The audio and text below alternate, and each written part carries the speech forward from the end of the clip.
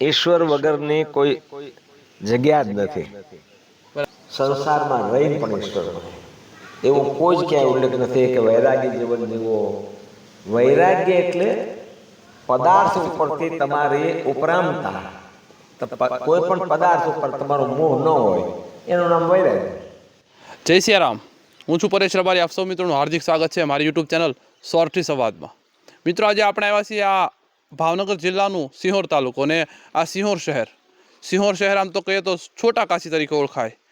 અહીંયા પ્રકૃતિ સભર આખું શહેર અને પ્રકૃતિની વચ્ચે કેટલાય દેવાલયો, કેટલાય શિવાલયો, કેટલાય શક્તિઓના મંદિર અહીંયા બિરાજમાન છે.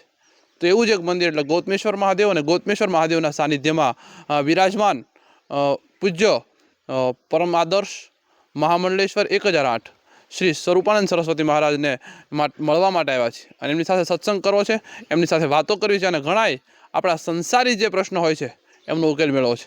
આવો બાપુ સાથે વાત કરીએ અને વાતને આગળ વધારીએ. જય સિયારામ. બાપુ સાથે સંવાદની શરૂઆત કરીએ. બાપુ, આપનું હાર્દિક સ્વાગત છે અમારી યુટ્યુબ ચેનલ સોરઠી સંવાદમાં, અને આપના આશીર્વાદ અમારા ઉપર ખૂબ ખૂબ વરસતા રહે એવી પ્રાર્થના. બાપુ, પ્રશ્નોની શરૂઆત કરવી છે. તો પહેલો પ્રશ્ન એવો છે કે બાપુ, આ કળયુગ ચાલી રહ્યો છે, તો આ કળયુગની અંદર ઈશ્વરને જોવો હોય તો ક્યાં મળે ઈશ્વર અમને? ઈશ્વર પ્રાપ્તિ એક એક કણમાં મળે, એક એક અણુમાં, એક એક પરમાણુમાં. ઈશ્વર વગરની કોઈ જગ્યા જ નથી. બરાબર છે. ઈશ્વર પ્રાપ્ત કરવા માટે શું કરવું જોઈએ એ પ્રશ્ન હોવો જોઈએ કે ભાઈ ઈશ્વર તો છે જ. જો ઈશ્વર ન હોય તો 2 દિવસ પહેલાં ખૂબ તડકો હતો, અત્યારે સવારે કાંઈ જ નહોતો, અત્યારે વાદળા થઈ ગયા, વાતાવરણ આખું ચેન્જ થઈ ગયું. નહીં આવવાના સમયે વરસાદ આવે. ઓક્સિજનની કિંમત કોરોનામાં થઈ કે ઓક્સિજનના 10,000 રૂપિયા બાટલો નહોતો મળતો. ઈશ્વર ન હોય તો ઓક્સિજન ક્યાંથી બન્યો? પછી લોકો, મોટાભાગના લોકોનો એવો દાવો છે કે જંગલો કપાઈ ગયા, માણસોની સંખ્યા વધી ગઈ, એટલે મેન્યુફેક્ચર ઓછું થઈ ગયું અને વપરાશકાર વધી ગયા. તો એનું અસમતોલન થવું જોઈએ ને. સમતોલન ન હોય એની જગ્યાએ તમે અહીંયા ઓક્સિજન બનાવવાના સાધનો લઈ આવો અને અહીંયા લેબોરેટરી ખડી કરો અને ઓક્સિજન બનાવો તો 21% ઓક્સિજન મળે. હવે બનાવવાના કારખાના તો ઓછા થઈ ગયા, જંગલો કપાઈ ગયા, તો ક્યાંથી મળે? આનું નામ ઈશ્વર. હા બાપુ, આપે કીધું કે ઈશ્વરને મેળવી કઈ રીતે, એવો પ્રશ્ન હોવો જોઈએ. તો મારો આગળનો પ્રશ્ન એવો છે કે શું ઈશ્વરને મેળવવા માટે ખરેખર સાધુ કે વૈરાગી જીવન જીવવું પડે કે સંસારમાં રહીને ઈશ્વર મળે ખરો? સંસારમાં રહીને પણ ઈશ્વર મળે એવો કોઈ જ ક્યાંય ઉલ્લેખ નથી કે વૈરાગી જીવન જીવો. વૈરાગ્ય એટલે પદાર્થ ઉપરથી તમારી ઉપરામતા, કોઈ પણ પદાર્થ ઉપર તમારો મોહ ન હોય એનું નામ વૈરાગ્ય. ભાઈ અમારે ગાંઠિયા જ જોવે, આપણે ભાવનગરની વાત કરીએ તો ગાંઠિયાની વાત કરીએ કે ગાંઠિયા જ જોવે, ગાંઠિયા ન હોય તો મને ન હાલે, તો એ મોહ કહેવાય. પણ જે મળે મારા પ્રાપ્ત અનુસાર જે મને મળ્યું એમાં મને આનંદ છે. એટલે પદાર્થ ઉપરનો અથવા વ્યક્તિ ઉપરનો, કોઈ પણ વસ્તુ ઉપરનો, કોઈ પણ જગ્યા ઉપરનો જે મોહ નષ્ટ થઈ જાય એમનો વૈરાગ્ય. અને એ વૈરાગ્ય પ્રાપ્ત કરવા માટે શાસ્ત્રનું અધ્યયન કરવું પડે. 3 વસ્તુ બહુ દુર્લભ છે. શાયદા શ્લોકમાં આગું પાછું હોય, કદાચ કોઈ વિદ્વાનો એમ કહે કે ભાઈ આના બદલે આમ શબ્દ વ્યાકરણની ભૂલ કાઢે, પણ આપણે એને મૂળ તત્વને પકડીએ છીએ કે દુર્લભમ ત્રયમાં દેવાનુગ્રહ કાંક્ષાયા મનુષ્યત્વમ મુમુક્ષત્વમ મહાપુરુષ સંશયાત. આ 3 વસ્તુ દેવોને પણ દુર્લભ છે. મનુષ્યત્વમ, હવે ઈશ્વર પ્રાપ્તિ કરવી છે તો પાત્ર તો બનવું પડે ને. મારે કલેક્ટર બનવું છે તો IASની પરીક્ષા પાસ કરવી જોઈએ, તો હું કલેક્ટર અથવા IPS પરીક્ષા કરું તો હું પોલીસ કમિશનર બની શકું. પણ હું નોન મેટ્રિક હોઉં પછી હું દાવો કરું કે મારે કલેક્ટર બનવું છે તો એ શક્ય નથી. એટલે પાત્ર બનવાનું છે, અને પાત્ર બનવા માટે શાસ્ત્ર અધ્યયન જરૂરી છે. તો એ શાસ્ત્ર અધ્યયન માટે એમ કીધું કે મનુષ્યત્વ, પહેલાં તો તમે માણસ બનો. હવે તો તમે એમ કહો કે ભાઈ માણસ નથી, આ બધા હાલતા ચાલે છે બધા માણસ છે કે નથી માણસ? શાસ્ત્ર કોઈ ના પાડે. એશામ ન વિદ્યા તપો ન દાનમ જ્ઞાનમ ન શીલમ ન ગુણો ન ભરતા તે મૃત્યુલોકે ભુવિ ભાર ભૂતા મનુષ્ય રૂપેણ મૃગાચરંતી. જેની પાસે વિદ્યા નથી. હવે તમે તો ભાઈ એમ કહો કે હું તો સ્વામીજી તમારી કરતાં વધુ ભણ્યો છું, તો તમે જે વધુ ભણ્યા છો એ વધુ ભણવાનું તે તમને શું પ્રાપ્ત થાય? પૈસા પ્રાપ્ત થાય, એટલે કે ભોગ પ્રાપ્ત થાય. મુક્તિ પ્રાપ્ત ન થાય, જ્ઞાન ન પ્રાપ્ત થાય. એશામ ન વિદ્યા, તો વિદ્યા પણ નથી, એટલે કે એવું જ્ઞાન નથી. તપોન દાનમ, કોઈ પ્રકારનું તપ નથી. આંખનું તપ નથી, નહીં જોવાનું આપણે જોશું. કાનનું તપ નથી, નહીં સાંભળવાનું સાંભળશું. મોઢાનું તપ નથી, નહીં ખાવાનું ખાશું. હાથનું તપ નથી, નહીં કરવાના કાર્ય કરશું. પગનું તપ નથી, નહીં જવાની જગ્યાએ પગને લઈ જઈશું. વિચારોનું તપ નથી કે નહીં વિચારવાનું વિચારશું. તો તપો ન દાનમ, તપ પણ નથી. ન દાનમ, કોઈ પણને દેવાની ઈચ્છા નથી થતી. કોઈ દુઃખી હોય, કોઈ જરૂરિયાતમંદ હોય, એને કાંઈક તમે આપો. તમારી પાસે વ્યવસ્થા હોય તો, ન વ્યવસ્થા હોય તો ન આપો, પણ સમાજને ઉપયોગી થાય એવી વસ્તુ તો કાંઈક તમે કરો, કે એ પણ નથી તમારી પાસે. ન જ્ઞાનમ, જ્ઞાન પણ નથી કે હું કોણ છું ને મારે શું કરવાનું. બસ એક જ કામ, ખાવું પીવું સૂવું ભોગ ભોગવવા. આ તો પશુ પંખીમાં પણ છે. આહાર નિદ્રા ભય મૈથુનમ ચ સામાન્ય મેં તત્પશુ ભી નરાણામ. આહાર એટલે ભોજન કરવું, નિદ્રા એટલે ઊંઘ આવી, ભય લાગવો, જાડા થઈ ગયા તો ડાયટિંગ કરો, જીમમાં જાઓ, કસરત કરો, હાલવા માંડો, ભય લાગવો, પ્રજા ઉત્પન્ન કરવી. એ તો પશુ પંખીમાં છે, પ્રાણી માત્રમાં છે આ વસ્તુ. તો મનુષ્યની શ્રેષ્ઠતા ક્યાં રહી? શ્રેષ્ઠતા તો હોવી જોઈએ ને આપણી, કે ભાઈ હું મનુષ્ય છું, મનુષ્ય શ્રેષ્ઠ પ્રાણી છે આપણે કહીએ છીએ. તો શ્રેષ્ઠતા ક્યાં રહી તમારી? તપોર નામ તે મૃત્યુલોક કે, એટલે આ મૃત્યુલોક છે. આમાં જેનું નામ છે એનો નાશ છે, અને મૃત્યુલોક કીધો. તો એમાં એ ભાર રૂપ છે. મનુષ્ય રૂપેણ મૃગાચરંતી, મનુષ્ય રૂપમાં પશુ સમાન છે. એટલે ઈશ્વર પ્રાપ્તિ કરવી છે, પરમ તત્વને ઓળખવું છે. તો એને માટે જ આપણો જન્મ થયો છે. છાંદોગ્યોપનિષદે એક સૂત્ર આપ્યું કે ઉત્તિષ્ઠ પ્રાપ્ય વરાન નિબોધયત. ઉઠો, જાગો અને પરમ લક્ષ્ય તરફ આગળ વધો. હવે પરમ લક્ષ્ય શું છે? પરમ લક્ષ્ય એ છે આત્મતત્વને ઓળખવાનું, બ્રહ્મ તત્વને ઓળખવાનું. આદિ જગુરુ શંકરાચાર્ય મહારાજીએ બહુ સરસ રીતે સમજાવ્યું છે. શંકર ભાષ્યમાં આમ તો ઈશ્વર પ્રાપ્તિ કરવી હોય તો 3 પગથિયા બતાવ્યા, જેને શંકર મત પ્રમાણે કહીએ તો પ્રસ્થાન ત્રયી. 3 રીતે તમે પ્રસ્થાન કરો: ભગવદ્ ગીતા, ઉપનિષદ અને બ્રહ્મસૂત્ર. આ 3 ગ્રંથોનું તમે કોઈ ગુરુ પાસે બેસીને અવલોકન કરો, એની પાસે શીખો, વાંચો, સમજો, પ્રશ્નો કરો. પ્રશ્ન કરવાની ક્યાંય ના નથી. કોઈ પણ સંતની પાસે જાઓ, એની ક્ષમતા પ્રમાણે તમને સમજાવશે. જિજ્ઞાસા જરૂરી, પણ તમે પ્રશ્ન જાણતા હો અને તમે કહો અર્જુનના 12 નામ હું કહો, તો મારે અર્જુનને કંઈ લેવા દેવા 12 નામ મને એક ભાઈ આવ્યા, મને કે ખરવા થયો છે, અર્જુનના 12 નામ લખી દો ને. એટલે ખરવાને ને અર્જુનના 12 નામ હું કે જો કે બાંધીએ ને તો કે ખરવા ન આવે, ન થાય, એનું વેક્સિન કરાવાય. તો એટલે કેટલીક વસ્તુઓ આપણને સમજણ નથી, અને એના હિસાબે આપણે થોડાક ખોટા રસ્તે જઈએ છીએ. હા બાપુ, એક આગળ વાત કરવી છે. ઘણા લોકો એમ કહે છે કે સેવા સેવા, તો ખરા અર્થમાં સેવા કોને કહેવાય એ વિશે મારે જાણવું છે. સેવા માટે ધર્મ નથી લખ્યો, સેવા પરમો ધર્મ એવું બતાવ્યું છે. હવે સેવા કોની? પ્રાણી માત્ર નહીં, એકલા મનુષ્યને નહીં, કોઈ પણ પ્રાણીને જે જરૂરિયાત છે. જેમ કે કોઈ પક્ષીઓ છે ને, આ ઉનાળામાં એને પાણીની જરૂર છે, તો તમે પાણીના કુંડાનું વિતરણ કરો. એને માળાની જરૂર છે, તો અત્યારે બધા બહુ ચકલીના માળા બધાનું વિતરણ કરે. મને બહુ ગમી આ પ્રવૃત્તિ. કેટલાક લોકો આ બધું પ્રવૃત્તિ કરે છે. પક્ષીઓની રક્ષા કરો, એને શું અનુકૂળતા છે એવું વાતાવરણ બનાવો, એ જરૂરી છે. તો સેવા આ સેવા કે જે જરૂરિયાતવાળા છે, જરૂરિયાતમંદ છે, એને તમે તમારી સહાયતા પહોંચાડો.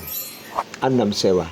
એવું જ નથી કે તુલસીના જ ક્યારાને પાણી પવાય અને બોરડી ન પવાય. બોરડીનો ક્યારો જો સુકાઈ જતો હોય તો એને પાણી પાઈ દો ને, એવો દાખલો શાયદ બનતા હોતો, હું ભૂલતો ન હોતો, નામદેવ મહારાજનો છે શાયદ, કે કે પછી જ્ઞાનેશ્વરજીનો, પણ એક પ્રસંગ છે મહારાષ્ટ્રનો કે એ લોકો ગંગોત્રીથી ગંગાજળ ભરીને કાવડમાં લઈને રામેશ્વર ચડાવવા જતા હતા. અને એવું મહાત્મ્ય છે ભગવાન રામેશ્વરનું કે ગંગોત્રીનું જળ લઈ અને ભગવાન રામેશ્વરને ચડાવો તો સાયુજ્ય નામની મુક્તિ પ્રાપ્ત થાય.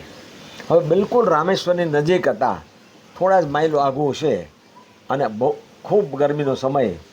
એક વૃક્ષ નીચે બધા આરામ કરતા હતા, વટે માર્ગો બધા પથિકો. એમાં એક ગધેડો આવ્યો અને પાણી વગર વ્યાકુળ થઈ ગયો અને પડી ગયો. પહેલાં સંતે જોયું કે આ ગધેડાનો પ્રાણ હમણાં વયો જશે, એટલે જે 6 મહિનાથી ઘડો લઈને આવતા હતા એ ઘડો ગધેડાના મોઢામાં રેડી દીધો અને ગધેડો ખુશ થઈ ગયો, જીવી ગયો, બચી ગયો. હોંચે કરતાં આનંદમાં ખુદકામાં તો વયો ગયો. સાથીઓ તૂટી પડ્યા કે ગધેડાને ગંગાજળ. મારા ગુરુદેવ એવું કહેતા કે ક્યારો કોરો હોય એને પાઈ દો, અન્નમ સેવા. પછી ક્યારો તુલસીનો જ હોવો જોઈએ, તુલસીનો ક્યારો જરૂરી છે, તુલસીનો વિરોધ નથી કોઈ, એ પૂજનીય છે કારણ કે 24 કલાક ઓક્સિજન આપે છે. પણ કોક સામે મરતું હોય એને આપી દો પાણી, તુલસીને પછી આપો. એટલે સેવાનો અર્થ એ છે કે જ્યાં જરૂરિયાત છે ત્યાં તમારી પ્રવૃત્તિને પહોંચાડો. આનું નામ સેવા, અને સેવા પરમો ધર્મ. બાપુ એક આગળ એક નાનકડો પ્રશ્ન છે કે બાપુ આ જે અત્યારે આ સમય ચાલી રહ્યો છે એ સમયમાં સાચું સુખ એટલે કયું સુખ? માણસ પૈસાનું સુખ ને સાચું સુખ કહે છે, ઘણા લોકો બીજા કોઈ સુખ ને કહે, તો સાચું સુખ કયું? પૂજ્ય ગુરુદેવ અહીંયા 25 વર્ષ રહ્યા, પૈસાને ક્યારે અડ્યા નહીં. છેલ્લી અવસ્થાએ જ વાહન બેઠા રહે તો પેદલ યાત્રા કરતા. એ ટૂંકમાં જ એમ કહેતા કે ત્યાગાત શાંતિ અનંતરમ. જેટલી જરૂરિયાત કમ ઉતની શાંતિ જ્યાદા. જેટલી જરૂરિયાત રાખો, ઓછી રાખો, એટલી પરમ શાંતિ પ્રાપ્ત થશે. એટલે સુખ માટે તમે તમારી જરૂરિયાત એકદમ સીમિત કરો. જેટલી સાદાઈથી, જેટલી સમજતાથી, સમજણ સાથે, વિવેક સાથે કોઈ પણ વસ્તુ ઉપયોગ કરો તો એમાં સુખ પ્રાપ્ત થાય. બાકી પદાર્થમાં સુખ નથી, કોઈ પદાર્થમાં સુખ હોય જ નહીં, કોઈ વિષયમાં સુખ ક્યારે હોય જ નહીં. જો કોઈ માનો કે શરાબ પીતો હોય એને તમે એક રૂમમાં બંધ કરી દો ને 8 દિવસ સુધી એને શરાબ પાયા કરો, હાલે ભાઈ તું શરાબ પી, જુદી જુદી બ્રાન્ડનો પાવ, ગાંડો થઈ જાય, મને બહાર કાઢો, મને બહાર કાઢો, મને નહીં હોય. અરે એ તો વાત જુદી કરો. લગ્ન ગાળામાં પહેલાં આપણી ગરીબી હતી ત્યારે માન મેળ ખાતો, ગળું ખાવાનો, લાડવા, મોહનથાળ, માન મજા આવી જતી. 8 દિયા પણ તો કે ભાઈ ગળે આવી ગયો, હવે નહીં, હવે બાજરાના રોટલા, રીંગણાનું શાક ને કઢીને ખીચડી કરો, મજા આવી જાય. એવા આમ મરાઈ ગયા. જો એ મોહનથાળમાં જ સુખ મળતું હોત તો મોહનથાળ કાયમી સારું લાગવો જોઈએ. પદાર્થમાં સુખ છે જ નહીં. ભલામાં સુખ તો પરમ શાંતિમાં છે. બાપુ એક આગળ વાત કરવી છે કે હાલ જે કળયુગ ચાલી રહ્યો છે, પહેલાં એવું કહેતા કે સતયુગમાં કે બીજા કોઈ દ્વાપર યુગમાં કે ઋષિઓ લાખો વર્ષ કે હજારો વર્ષ સુધી તપ કરતા ત્યારે ભગવાન મળતા, પણ હાલ કળયુગમાં તો ખાલી નામ જપ કરવાથી ભગવાન મળી જાય છે. બહુ સાચું કીધું. તો એના વિશે કંઈક થોડીક વાત કરો. બહુ સાચું કીધું. કળયુગમાં રામાયણમાં પણ સ્પષ્ટ કળયુગ જેવો એક યુગ નથી. આમાં બધા જ ખોટું બોલતા હોય, બધા અનીતિ કરતા હોય, અધર્મ કરતા. એની વચ્ચે તમે કાંઈક થોડું ઘણું કરો ને તો તમને પ્રાપ્ત થાય.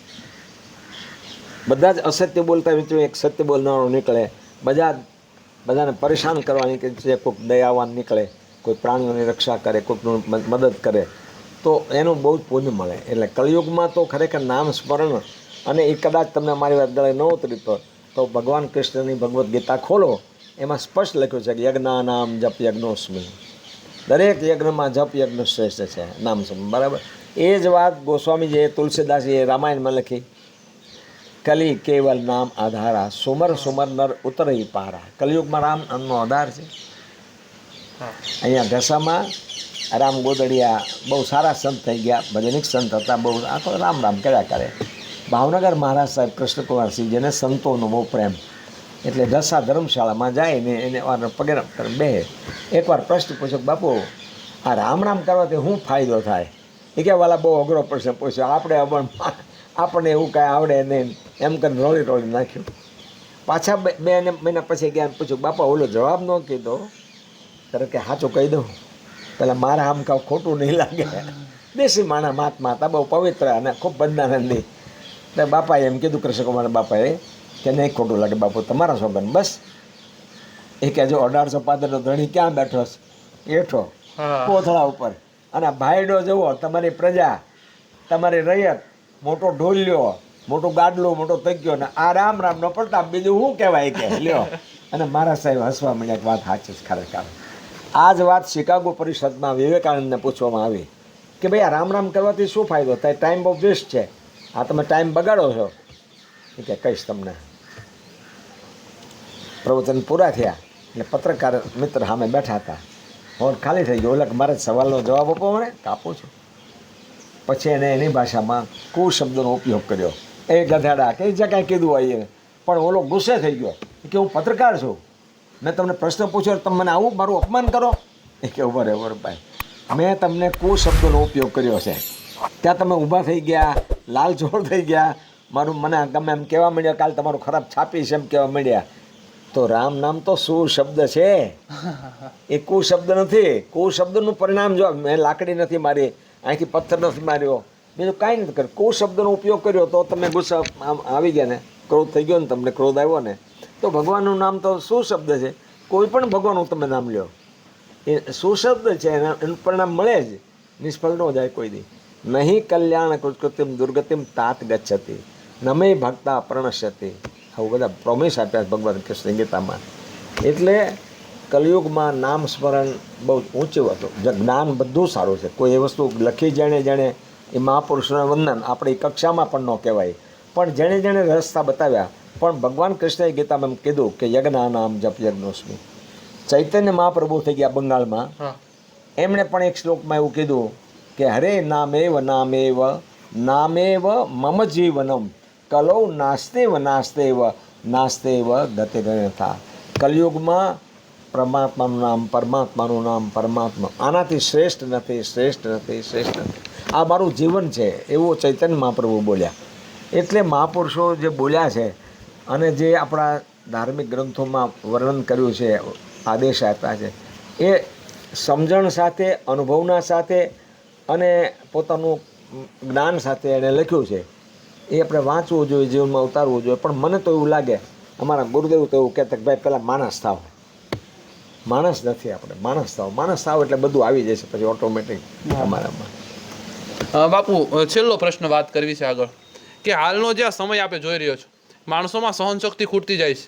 થોડુંક પણ કોઈને કહેવામાં આવે તો ક્યાં સુધી પહોંચી જતો હોય છે. આપણે જે આજકાલના જે બનાવો બને છે એમાં જોતા હોઈએ છીએ કે યુવાન છે ને, એમાં સહનશક્તિ થોડી ઘટતી હોય ને એવું લાગે છે. તો યુવાનોને કોઈ સંદેશ આપવો હોય તો આપ શું આપશો? પહેલું તો બેટા, આ સહન શક્તિ છે ને, એ ક્યાંથી આવે છે એ એનું સંશોધન કરવું જોઈએ. બરાબર? સહન શક્તિ ઘટી છે, વાત બહુ સાચી. કવિ નાનાલ થઈ ગયા ગુજરાતમાં, એણે એમ કીધું કે જગતને કોણ જીતે છે, સહન કરનાર જીતે છે, હસીને ભાર સંકટનો વહન કરનાર જીતે છે. જગતને જીતવું હોય તો તમે સહન કરો. અમે સાધુએ સહન કરી, નથી સહન કરતા? માળા પડી મૂકીને તમે આવ્યા એટલે તમારી પાસે બેઠા કે નહીં? તમે સહન કરીએ છીએ બધા. જો જે સહન કરે, અરે પથ્થરની મૂર્તિ બનાવી હોય, એ ટાંકણા કેટલા સહન કરે, પછી ભગવાન થઈ પૂજાય છે. બરાબર? સોનું કિંમતી કેમ છે ને, કેટલા હીટથી એને ગરમ કરે ત્યારે એની શુદ્ધતા ખબર પડે કે આ સોનું છે. એટલે અગરબત્તી બળી જાય ત્યારે કોઈ કેમ કે અરે ભાઈ બાપુ તમે કઈ અગરબત્તી વાપરો, બહુ સરસ સુગંધ આવે, પણ ત્યાં અગરબત્તી બળી ગઈ હોય. એટલે આ બધું સહન કરવા માટે. હવે સહન કરવા માટેની શક્તિ ઘટી ગઈ છે એમ તમે પ્રશ્ન પૂછો. એનું કારણ આપણા ખાનપાન બગડ્યા છે. ખાનપાન બે બગડ્યા છે. હવે શરીરની અંદર આત્મા પણ છે, મન પણ છે અને બુદ્ધિ પણ છે. બરાબર? તો ગમે એવો દુનિયાનો કોઈ પણ ડાક્ટરને તમે ઓપરેશન કરી વખતે પૂછો કે ભાઈ તમે ઓપન હાર્ટ સર્જરી કરો છો, આખું હૃદય ખોલો છો, એમાં તમને આત્મા દેખાય છે? તો નથી દેખાતો. અને એ ઓપરેશન સફળ ન થાય તો તમે શું કહો, ડેડ બોડી, આમાંથી આત્મા વયો ગયો. પણ વયો ગયો તો ક્યાંથી વયો ગયો, ક્યાં છે એ તો બતાવો. એ નહીં કહી શકે. આત્મા પણ છે, મન પણ છે અને બુદ્ધિ પણ છે. તો આ ક્યાંથી આવ્યું? તો 24 કલાક દરમિયાન જે આપણે કાંઈ ખાઈએ છીએ એના 3 રસ થાય છે. ઉત્તમ, કારણ કે લોહીના ટુકડા કાંઈ એની અંદર, રોટલીના ટુકડા લોહીમાં ન ભળે, એ તો રસ થાય, એ રસ એમાં ભળે. એટલે ઉત્તમ પ્રકારના રસથી મનનું નિર્માણ થાય છે. મધ્યમ રસમાંથી માંસ અને મજ્જા બને અને કનિષ્ઠ રસમાંથી વિષ્ઠા બને. આ એટલે ખાન બગડ્યું, જેવો આહાર એવો ઓડકાર. ડુંગળી ખાઈને આવ્યા ને ઓડકાર કરો તો તરત ડુંગળીની વાસ આવે. લસણ ખાઈને આવ્યા ને ઓડકાર કરો લસણની વાસ આવે. જેવો આહાર એવો ઓડકાર. અને આ જ વાત ગીતાકારે લખી કે આહાર શુદ્ધો સત્વ શુદ્ધિ. આહારની શુદ્ધિથી સત્વથી બુદ્ધિ શુદ્ધ થાય. હવે આહાર બગડ્યો છે એટલે મન બગડ્યું.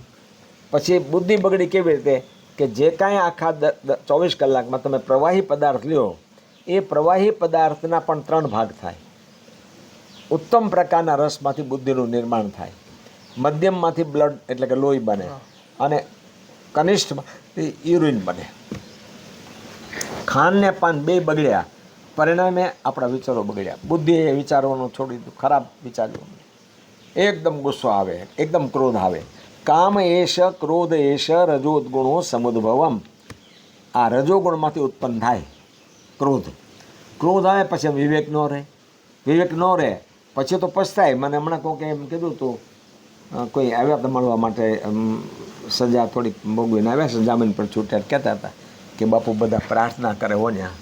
આમ તમે જુઓ તો બહાર નો પ્રાર્થના કરે એવી પ્રાર્થના કરતા હોય, એવા હનુમાન ચાલીસા કરતા હોય, એવી સ્તુતિ કરતા હોય, એવા ભજન કરતા હોય, પછી પસ્તાવો થાય. પણ પહેલાં આવેશમાં, કારણ આવેશ શું કામ આવ્યો? ક્રોધ આવ્યો એટલે. અને ક્રોધ આવે એટલે અંદરની બધી સિસ્ટમ ખરાબ થઈ જાય.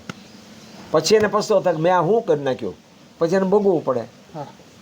એટલે બહુ જરૂરી વસ્તુ છે વિવેક તમારામાં હોવો જોઈએ. અને એ વિવેક આવે સત્સંગથી.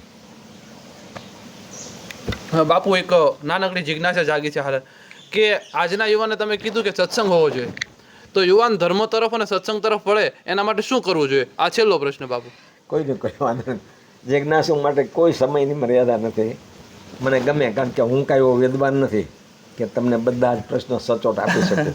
એવું કાંઈ ભણીને તૈયાર નથી થયો, એવું કાંઈ વાંચતો નથી. હું તો ખાલી માળા કરું, નામ સ્મરણ. એક મને મારા ગુરુએ ચીંધ્યું એ કરું. એ ગુરુ કૃપાથી જે બોલાવરાવ્યું એ બોલું છું. તમને સારું લાગે તોય ભલે, ન સારું લાગે તોય ભલે, કે તમે મારવા બનવાના નહીં. તમારી પાસે કાંઈ લીધું નથી ને કાંઈ મારે જોતું પણ નથી. પણ એટલું તમને કહું કે તમે શું પૂછ્યું? આજનો યુવાન ધર્મ તરફ વળેલા માટે શું કરવું જોઈએ આપણે? હા, પહેલું તો ખાનપાન સુધરવા જોઈએ. સાત્વિક આહાર ઉપર આવે તો એના વિચારો સાત્વિક થાય. કારણ કે વિચાર કરવાનું કામ છે બુદ્ધિનું. બરાબર? બુદ્ધિ નક્કી કરે કે હાલો સ્વામીજી પાસે જવું છે, તો સંકલ્પ અને વિકલ્પ કરવાનું કામ બુદ્ધિનું છે. સંકલ્પ એટલે જવું છે, વિકલ્પ એટલે કે નથી જવું, આજ નહીં કાલ જશું. પછી ના ના ના આજ જવું છે, આપણે વાત થઈ જ ફોનમાં કે રવિવારે એમ આવશું એમ. બરાબર? તો નક્કી કોણે કર્યું? બુદ્ધિએ. નિશ્ચયાત્મકા બુદ્ધિ. બુદ્ધિ નિશ્ચય કરે કે તમારે જવું જ છે. તો આ બધું નિર્માણ ક્યાંથી થાય છે? ખાનપાન ઉપરથી. અને મૂળ મુદ્દો ખાનપાન છે. જો તમારો સાત્વિક ખાનપાન હોય તો તમને કોઈને પથ્થર મારવાનું પણ મન ન થાય. આ ભાવનગર રાજના રાજાઓ એવા હતા, મેં સાંભળેલી વાત છે. ભાવસિંહજી મહારાજ આમ નીકળ્યા અને કોઈ છોકરો કેરી પાડતો છે, સિઝન છે કેરી પાડવાની, પથ્થર માર્યો. મહારાજાને પથ્થર વાગ્યો. એટલે હારે તો માણસો હોય તો પકડો પકડો, કે નહીં પકડતા નહીં. એક આંબાને પથ્થર મારવાથી જો કેરી આપે તો હું તો ભાવનગરનો મહારાજા છું. તરત એને ઇનામ આપ્યું છોકરાને, કાલે બેટા. આ તો સાંભળેલી વાત. પણ ભાવનગર ઘરશાળામાં હરભાઈ દેસાઈ, એને મેં નજરે જોયેલા, અને મેં ત્યારે પિટિશન કરતા હતા ત્યાં. એ આમ બરાબર વહી આવતા હતા ઘરશાળા હાઈસ્કૂલમાંથી.